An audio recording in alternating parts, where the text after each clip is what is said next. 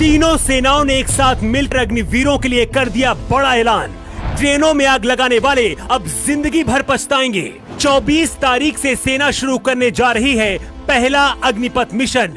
6 महीने के अंदर अग्निवीरों को देश की सुरक्षा में तैनात कर दिया जाएगा, लेकिन हिंसा फैलाने वालों के लिए प्लान अलग है। पीएम मोदी को अपना दुश्मन समझने वाले लोग इस रिपोर्ट को जरूर देख लें, अक्ल ठिकाने आ जाएगी। जब देश में पत्थरबाजी और ट्रेनों को जलाया जा रहा है, दिल्ली में उथल पुथल मची हुई है। रक्षा मंत्री राजनाथ सिंह ने भी एक हाई लेवल मीटिंग की। इसी दौरान तीनों सेनाओं ने मिलकर ऐसा ऐलान कर दिया है जिसकी वजह से देश में आगजनी करने वाले सदमे में चले गए हैं। दिल्ली में तीनों सेनाओं की ओर से अग्निपथ योजना को लेकर ज्वाइंट प्रेस कॉन्फ्रेंस बुलाई गई थी। इसी दौरान जनरल अनिल पुरी ने जो बयान दिया है, उसके बाद से पत्थरबाज और हिंसा करने वालों की नींद उड़ गई है।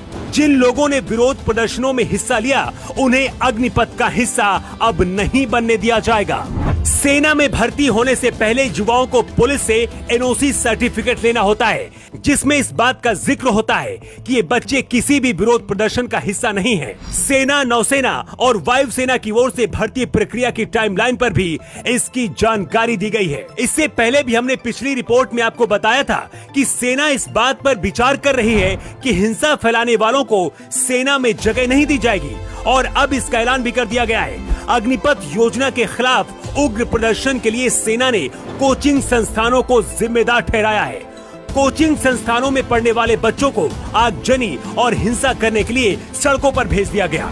ये बात खुद लेफ्टिनेंट जनरल अनिल पुरी ने कहा है। सेना की तरफ से कहा गया है कि भर्ती में शामिल होने वाले हर अभ्यर्थी को अब एक एफिडेविट देना होगा कि उसने किसी भी प्रदर्शन में हिस्सा नहीं लिया, कोई केस नहीं दर्ज हुआ, तभी सेना का हिस्सा बन सकेंगे। क्योंकि ट्रेनों में आग लगाने वाले और पत्थरबाजों को सेना में अब जगह नहीं दी जाएगी।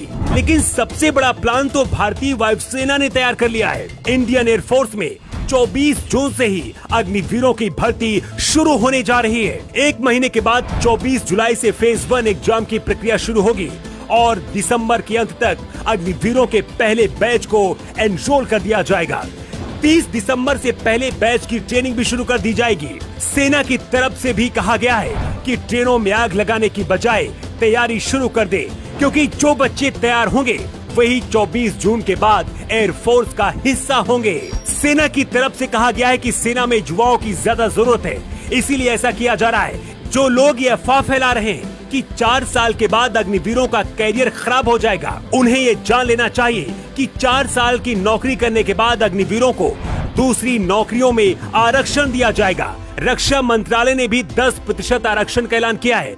इसके साथ ही इन्हें भी सेना के जवानों की तरह सभी सुविधाएं दी जाएंगी।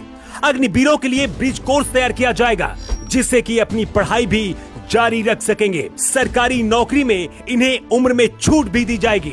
इसके साथ ही और भी बहुत सारी सुविधाएं मिलेंगी। अग्निवीर योजना क्या है, इसे समझना है तो अग्निवीर योजना को पूरी तरह से आपको पढ़ना होगा, तभी आपको समझ में आएगा। तीनों सेनाओं की हुई प्रेस कॉन्फ्रेंस में साफ तौर पर कहा गया है कि कोचिंग संस्थानों का इस हिंसा को भड़काने में खास योगदान है। लेकिन सबसे बड़ा सवाल ये है कि अगर सेना में बच्चे नहीं भर्ती हो पाते हैं, तो फिर इसके लिए जिम्मेदार कौन होगा? खुद बच्चे जो आगजनी और प्रदर्शन कर रहे हैं, या फिर वो कोचिंग संस्थान जो इन्हें भड़का रहे हैं? ऐसे कोचिंग संस्थानों पर क्या कार्रवाई होनी चाहिए? आप क्या सोचते हैं? अपना जवाब कमेंट बॉक्स पर देकर बता सकते हैं। न्यू टाइम्स के लिए ब्यूरो रिपोर्ट।